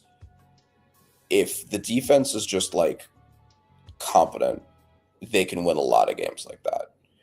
I think that they will be at least competent. They have made a good amount of moves, Dexter Lawrence being one of them. Trey Hendrickson was hurt for a lot of the year before last. I'm sorry, not the year before last year. For last year, Trey Hendrickson was hurt, and that was a huge part of why they were as bad as they were. Now he played and tied for the lead in sacks the year prior, and the defense was still awful. So they were so bad that Joe Burrow led the league in everything, and they still missed the playoffs. But you lose Trey Hendrickson, but you bring in Dexter Lawrence, who should help both the pass rush and the run defense. They bring in Cassius Howell in the draft, who I like a lot. I think that he will not that I don't expect him to replace Trey Hendrickson immediately, but he will add pass rush. Like they'll have next to Dex, they'll have competent pass rush, I think, between the two of them. Shamar Stewart, I still think is a non-factor, but they may not need much out of him yet. DJ Turner, really good corner. The secondary should look better. I don't think this is going to be a good defense still. Like you said, like there's not a lot of needle movers, but could they be like a top 25 defense? I think that's on the table. I think they could be a competent defense. And if you have the best offense in the NFL, or like one of them with a competent defense, you can win a lot of games like that. And so after that, I actually have the Browns. I think that the Browns are going to be better than they've been, depending on if they start Deshaun Watson. This does not apply. This is assuming they start Shedeur Sanders. Okay. I'll be like, where you going? Yeah. I think that's still the plan. We've heard rumblings. We'll see in training camp if Deshaun Watson is getting reps. But assuming the Shador Standards starts, we've been among his like only defenders. The defense is a loaded unit. The defense is still a loaded unit. Yes, they lose the best defensive player in the world, but they bring in a top 10 edge to replace him. And they still have Denzel Ward. They still have Carson Schweschinger. They still have Mason Graham. They bring in I.O.W. from the draft. They have a lot of Devin Bush left and went to the Bears. Yes, they have a lot of good players on this defense. Defense should still be really, really good. Mm-hmm. Absolutely. Offense. The issue with the offense last year, I think, was that nobody could have performed well in that offensive structure. I don't think that Dylan Gabriel is a good quarterback, but he also basically had no chance. They had, by like EPA per play, the worst offensive line and the worst receiver core in the entire NFL. It's not, if you know that, it's not shocking that Joe Flacco went from being horrible and having a negative touchdown interception ratio with the Browns, and then he goes to the Bengals and immediately looks like a starting quarterback.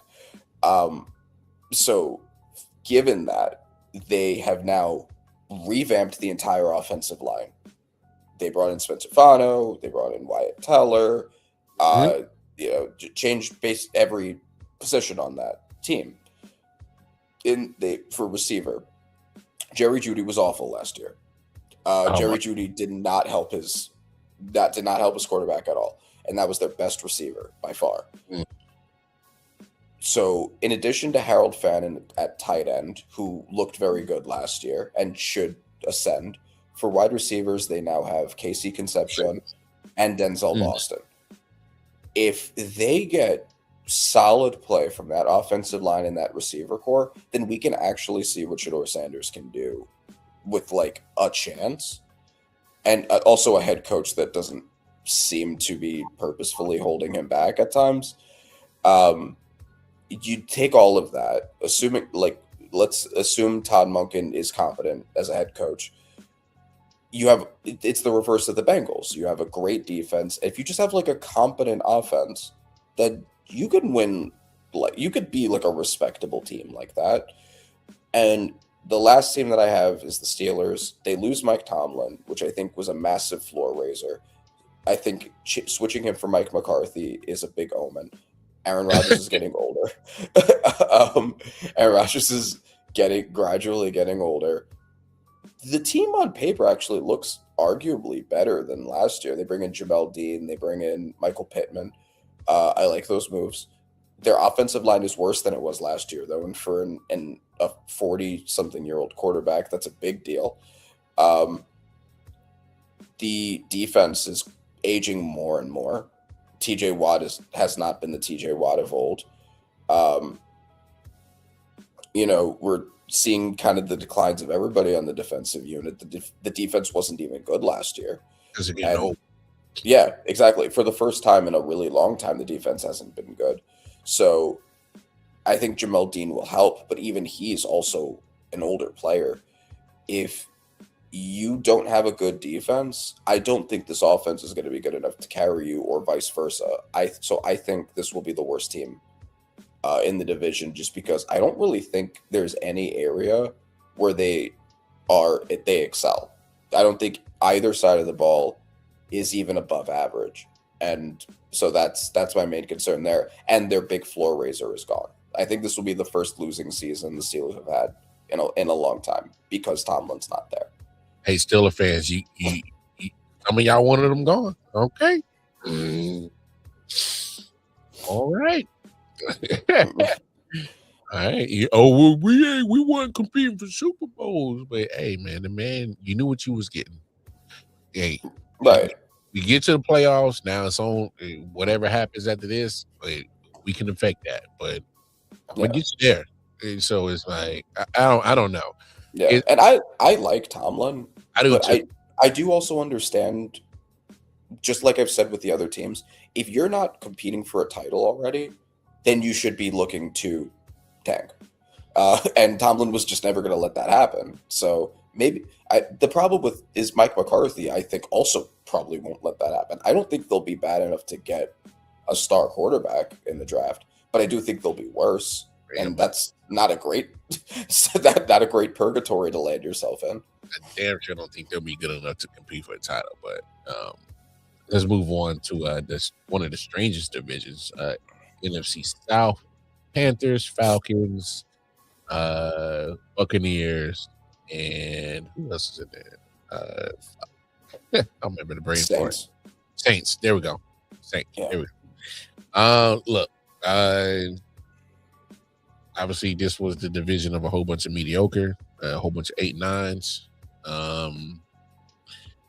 Yeah, I wouldn't be shocked if we get a whole bunch of that again. Surprisingly, I don't know if the Panthers will repeat. I don't know if the Buccaneers will compete. They're having issues, contract issues. Just pay Vita Vea, pay him. And then also, if you're not going to pay Baker, then what is your options? Just saying. So you're dealing with some contract, and I'm not taking that into account of this. I just think that they had some durability issues. They couldn't stay healthy down the stretch, and it showed. Baker wasn't playing. He was playing hurt pretty much majority of the damn season. So is he healthy? Is he gonna be fine? You got enough protection for him? You lose Mike Evans. He's no longer there. Okay. Can Chris Godwin finally start getting back into his groove? He's had some time removed from his injuries. What else you got? Is Abuka going to be just as good as he was in his rookie season? He kind of hit a wall towards the second half because he's like, damn, I'm pretty much your only option. Like, damn, that's kind of so he hit a rookie wall. At Saints, I'm not sure if they're going to be able to compete full season. I'm not sure. Look, Tyler Shuck did some things that look good, but all right, so now the tape's on you. Now, are you going to be able to recreate that magic for a full 17? I'm going Falcons. I just think they get, talent-wise, I think they got the better roster about the whole division. I agree. I actually am surprised that you had the same take. I expected this to be something you pushed back on. No. Look at the roster. It's probably the most talented of that whole division. I just think Ken Stefanski, he might actually turn this to a third coach of the year situation if he can do it right. Yeah. Yeah. No, so I have the Falcons at the top of the division too. LeJawn, Drake London. The offensive line has consistently been good. I know that they lost their tackle. They replaced him with Juwan Taylor. I'm sure I don't have to tell you. Yeah, but as far as just a pure protector, I don't think he's a bad player. It's just he's not bad. He just got a bad misfortunate situation that happened. He got picked on by the media. Pretty much Chris Collinsworth was a spearhead of that. When you get what was that? It was because of all the penalties. Oh yeah, but when you get singled out on Sunday Night Football and Chris Collinsworth does his dramatic talk about it and paints a picture on you, and then that narrative is already driven. So, but it was deserving, and he was solid. But yeah, I'm with you, Falcons. Yeah.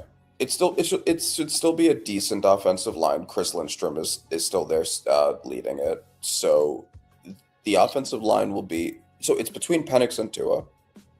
I'm not sure which one of them is going to start.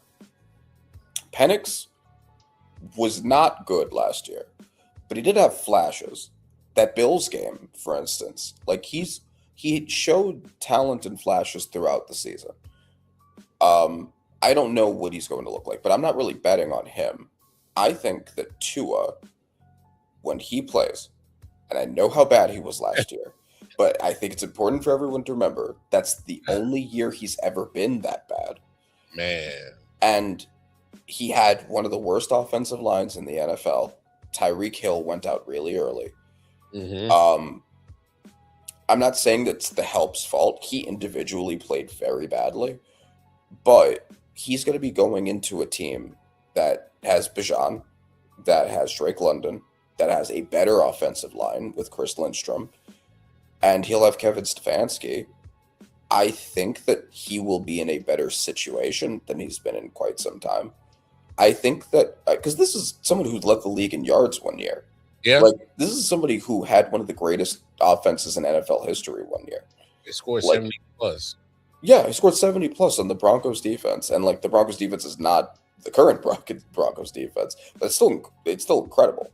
Had a lot of players on that defense that got scored 70 points on. Yeah, it's, before Sean Payton made them good. But yes, like, Patrick Surtain was on that defense. And he was already good.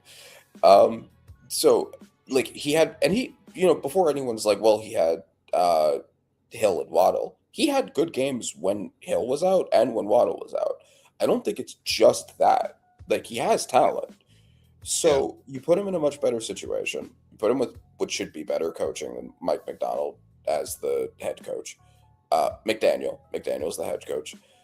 I think that they could be solid. And then the defense was very good last year. You had JPJ is coming back, beat the Chargers. Jalen Walker. You have a really good edge duo that were both really good last year, showed a lot of flashes. You have AJ Terrell and his brother, who I think will be a very good corner unit, because corner was a big issue for them. That should be better. You have a top 3 safety duo in the NFL with Jesse Bates and Xavier Watts. So should be really I don't think it's going to be a great team, but in as weak a division as we're talking about, they are in a good position to win it. Yeah. Especially with like another phenomenal season from Bijan. And then Buccaneers next. Buccaneers have been the team that's been the top of the division, but Baker got hurt last year, halfway through the season, as he was on his MVP run. Emeka Egbuka declined, partially because of that, partially just because he declined. The team started to kind of go down. The defense was like average. Todd Bowles was having coaching issues. And the team just kind of fell apart down the stretch. I think they'll still be a solid, respectable team, but there are a lot of questions. We'll see what Baker looks like.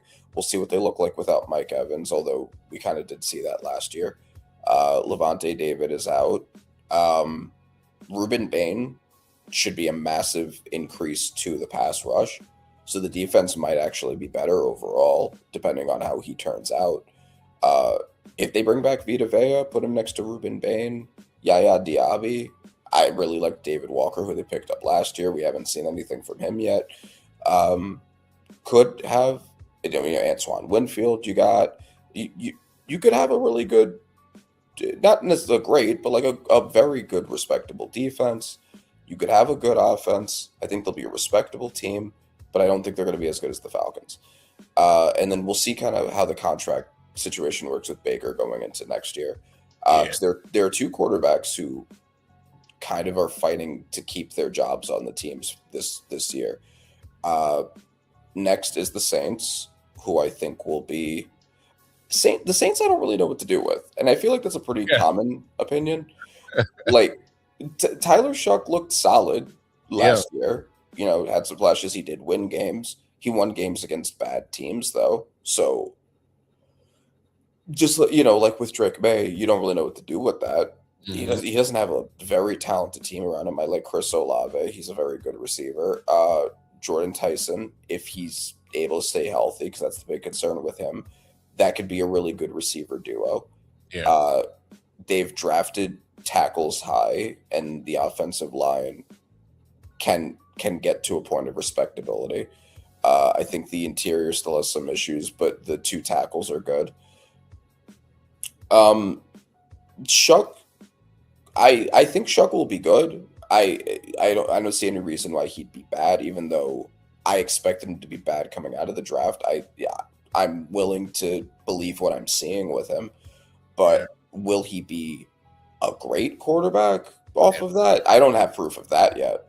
I don't know, but that film on that ass now, man. I'm just Yeah, it's always it was a cute story last year because I agree with you. I'm like, all right, you know, man, he's kind of got the Saints playing some good football, and I'm like, okay, yeah, my bad, Tyler, because I was like you. I was like, man, who the hell trying to shut? Who? What? yeah.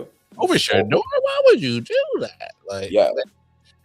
Because like I, you know, Tyler, won't nobody check with Charlie Shaw when he was at Louisville? Like they Injured all the time too.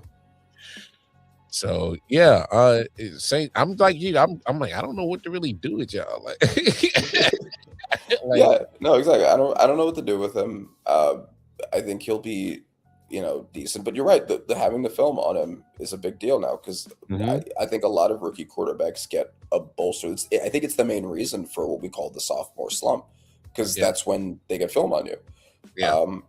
And he's going to be, you know, I don't know if he's going to be playing better teams because I think they finished.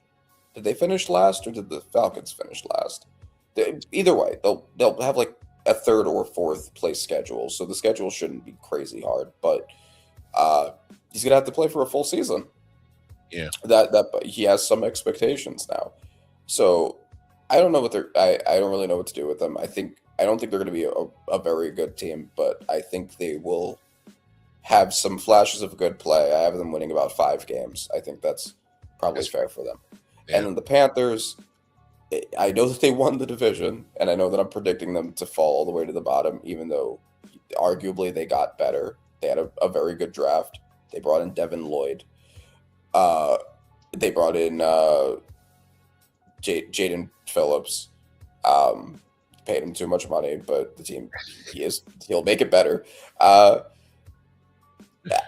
I just can't get behind Bryce Young. Like it's just that it's just the bias on my end. I can't justify it in any other way. I cannot get.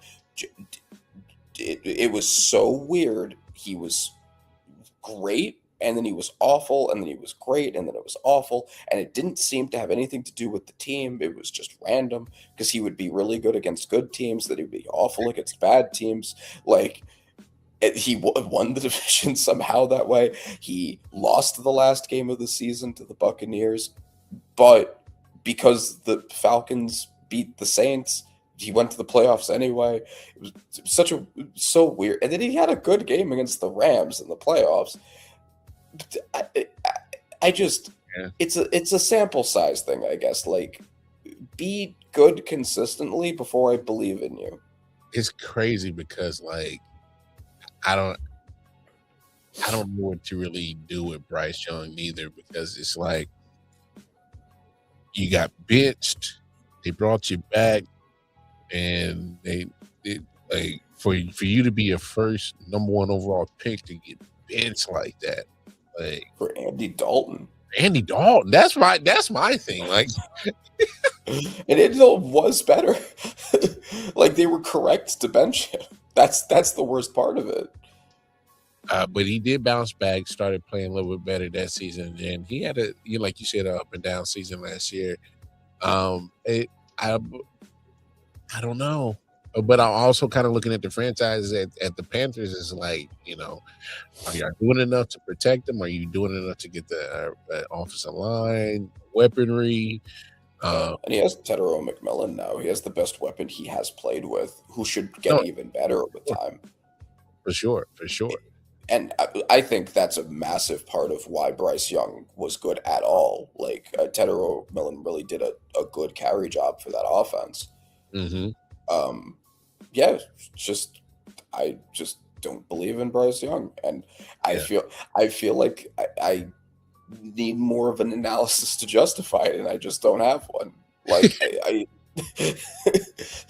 gotta help me, Bryce. Gotta help me. But last and final division, the AFC South. For some reason, both South divisions are almost identical.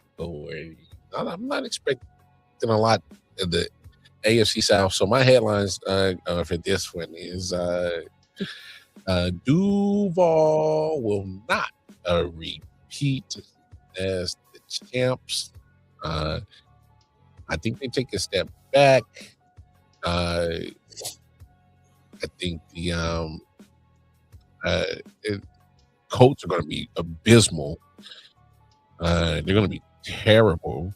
The Titans won't finish last. And the Texans by far could just win this defensively. But the headline is, can CJ help the defense of Houston? That's all I got. I think it's plain and simple for that for me in this division of the AFC South. Houston wins it in a landslide because that defense is scary as hell.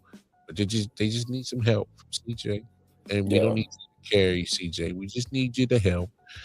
Trevor Lawrence will be. I think he'll be able to repeat what he did last year. Him and Liam Cohen, they were able to fix a little bit of the issues that I've had with Trevor. Not fully. He still got Trevor in him. He's still going to give you some turnovers now. But now, can he limit those and give me more good plays than bad plays for sure? And Cam Ward, he's going to be better. They're going to be scrappy because Robert Saleh is a scrappy coach. We've seen what he did in New York. Pretty much making a juggernaut out of the defense and hoping that his offense can try to muster up something.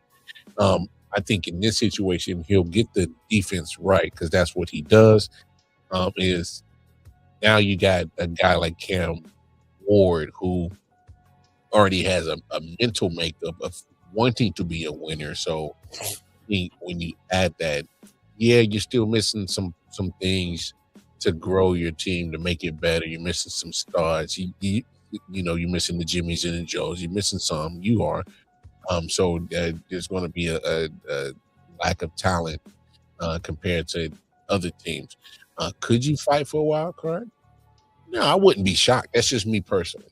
I don't think you will, but I wouldn't be shocked. I just think that it's going to be tough.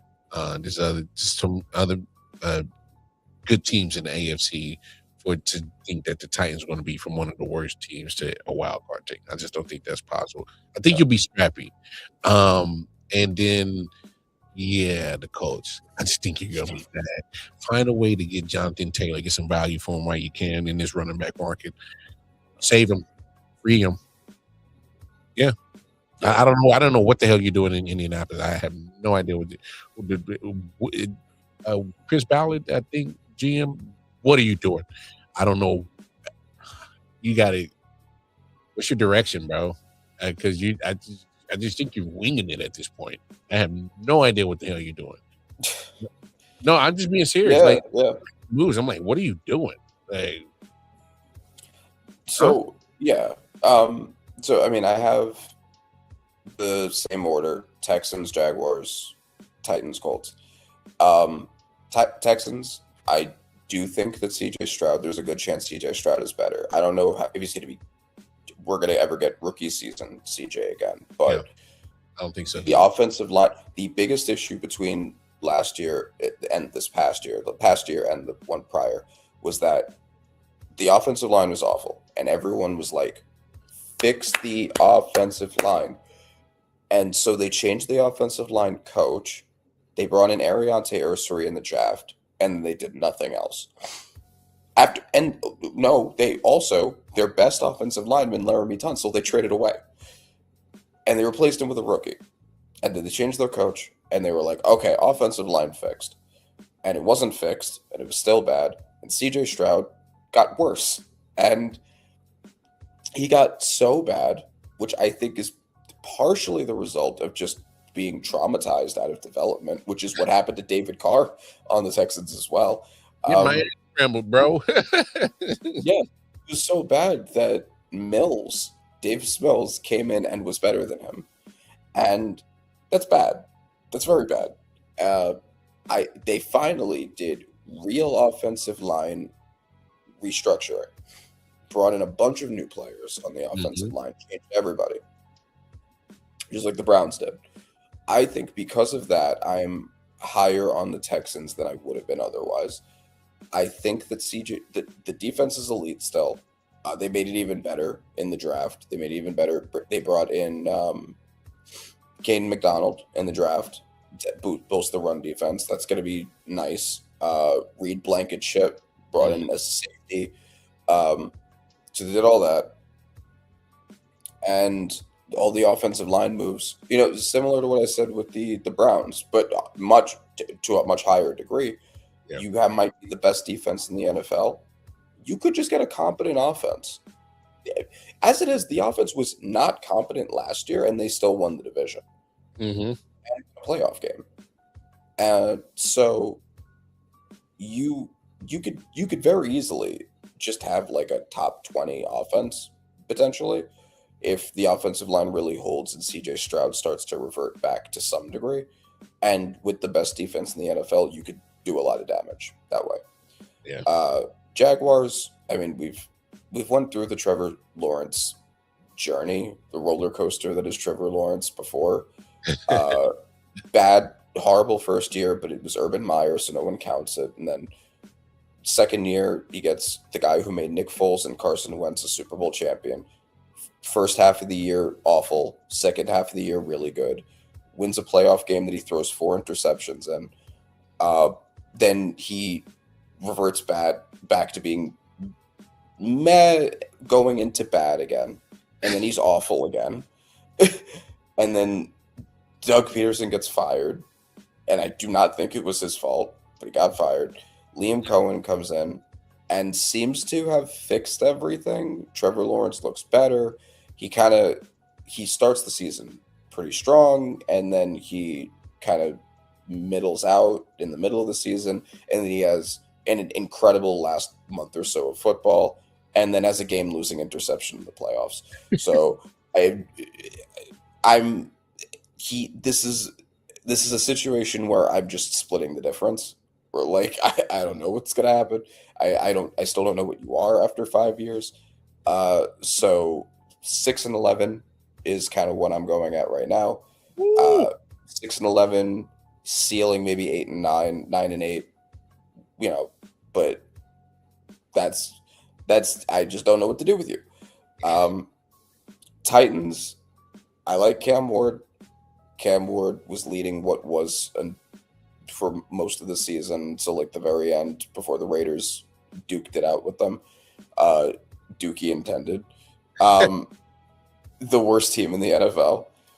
The offensive line's bad. The weapons were bad. The coaching was bad. The defense was bad. Everything was bad. Not a bad. They bring in Robert Saleh. Robert Saleh's he's a great defensive coordinator. I'm not sure how good of a coach he is because the Jets showed decent progression under him, like low-key decent progression under him. Like they almost made the playoffs with him one year. And it's the Jets, so that's saying a lot. Bring in Brian Daboll. Bring in a lot of my Giants scraps. Did not lost on me. Like, Wan'Dale Robinson, Cordell Flott, Austin Schlottman. Like, okay. Brian Daboll. Oh, okay. Yeah. You brought in a lot of Dane Belton. You brought in a lot of our old guys. Okay. None of those guys scare me. I don't think anybody that they brought in is like a big deal. Everyone that they brought in is like at best like a okay player, a decent, maybe solid player. But other than Jeffrey Simmons, there's like nobody on this team who's like super serious. I really liked Carnell Tate. You know that I was big on the Giants taking him. So I'm not going to slander him now that we didn't get him. But I'm not now. No. I think Carnell Tate will still be good, but he's being expected to do quite a lot in what's still a pretty bad offense. I don't think that he's single-handedly going to raise it. I have very mixed but strong feelings on Brian Daboll, but I think he will be better as an offensive coordinator again because he was very good at that. He helped the development of Josh Allen. Yeah, he may have helped with the development of Josh Allen, but he gave y'all some fool's gold by making thinking y'all ownership some fool's gold by thinking Daniel Jones was worthy of $40 million. Shit. No, he did.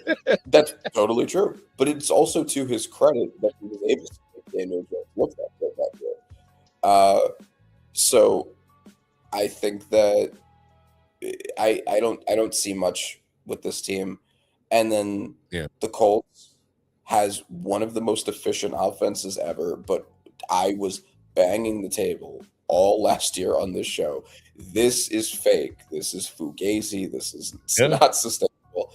And then Daniel Jones starts falling off a cliff before getting hurt. Everyone pretends that he just got hurt after being great. No. Since the Steelers game, he had been bad, and then he got hurt after a few games. It was the week that he got paid. The week that he got paid is when the decline started. And then they're bringing him back. He's coming off the serious Achilles. I do not expect him to be as good. They also took offensive help away from him. The offensive line is worse now. They lost Braden Smith. They lost Michael Pittman. He's going to rely a lot on Alec Pierce. Who's already hurt. He's already started the season on physically unable to perform list already. He's on a pup. Right. Yeah. So that's bad. Right. So, like, a lot of Tyler Warren. I mean, he was solid last year, but he was Alec Pierce that money, dog. You literally just gave bro that bread. Yeah, and then everything falls apart. So the defense is also not a very good unit either. Sauce Gardner brought in to help. He did not look as good as he had looked in his best years with the Jets. We'll see he's still a good player, and I expect him to still be good. But he and Travarius Ward and Laitu Latu, like, these people can't save the defense. Like, I mean, other than Sauce and Ward, like, there's nobody on the defense that's particularly great. On the offense, nobody but Jonathan Taylor and Quentin Nelson is particularly great. So you have a lot of bad everywhere, and you made it worse. And Daniel Jones is ass. And I'm expecting a bad year from the Colts. Very bad year. And they're going to regret that trade so deeply. No, because we'll remind them is because we're going to come back to this when the season is over, and we're going to come back in. We're going to go to that episode we had in July where we pointed you out into that little Daniel Jones circle of NFL life, and this is exactly where you are in that process, and you fell for it, but it's nobody else's fault but your own. It's nobody else's fault but your own. And this is the PSA. Unless you know you have your quarterback with a good sample size, your franchise guy for years, do not trade your firsts for a non-quarterback. Don't do it. Just don't do it. Don't do it. And don't pay Daniel Jones. Don't do that. Don't do that. Don't do that. Don't do that. But, man, great episode. All right, man, we're going to get up out of here. Hey, y'all know what it is. You need some audio needs, tap in with the brother Randy Panther on Acid Productions. That is on IG. Other than that, tap in with me on Twitter, Casey Wildcard. Of course, I.O.W. Sports Network on all social media platforms. Like, share, subscribe, hit that bell notification list. You know, every time we drop some content, go live, any and everything I.O.W. Sports Network related. So make sure you hit that like button, share, spread the word, subscribe. Other than that, we're going to get up out of here. Crafty Southpaw, always a pleasure to chop it up with you, my man. Hey, until the next time, y'all know what it is, man. Take care of yourselves. Take care of each other. Hey, we up out of here. Hey. Yeah. Silent Hill TD, yes, what's up? Yeah, come on. I.O.W. Sports Network, late night edition. Let's go. Come on, we about to raise the bar. Wild card mark. Everybody grab a seat, cause you know we about to spark. Late night sports talk. Modelo Le Cigar. Man, you don't wanna start. Wild card mark. We about to